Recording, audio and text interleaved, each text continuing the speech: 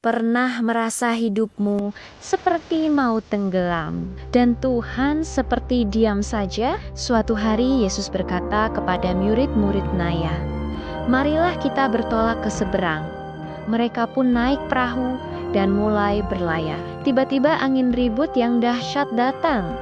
Ombak menghantam perahu sampai hampir penuh air. Murid-murid panik, mereka ketakutan, tetapi Yesus sedang tidur di buritan di atas sebuah alas. Murid-murid membangunkan dia dan berkata, "Guru, engkau tidak peduli kalau kita binasa?" Yesus bangun, ia menghardik angin itu dan berkata kepada danau, "Diam, tenanglah." Seketika itu juga angin reda dan danau menjadi teduh sekali. Lalu Yesus berkata kepada mereka, "Mengapa kamu begitu takut? Mengapa kamu tidak percaya?" Murid-murid menjadi sangat takut dan berkata seorang kepada yang lain, "Siapa gerangan dia ini, sehingga angin dan danau pun taat kepadanya?"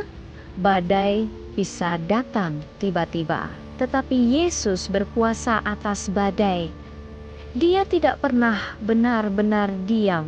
Dia tetap memegang kendali. Jika kamu percaya, Yesus sanggup menenangkan badaimu. Tulis "aku percaya" di kolom komentar dan bagikan video ini untuk menguatkan orang lain.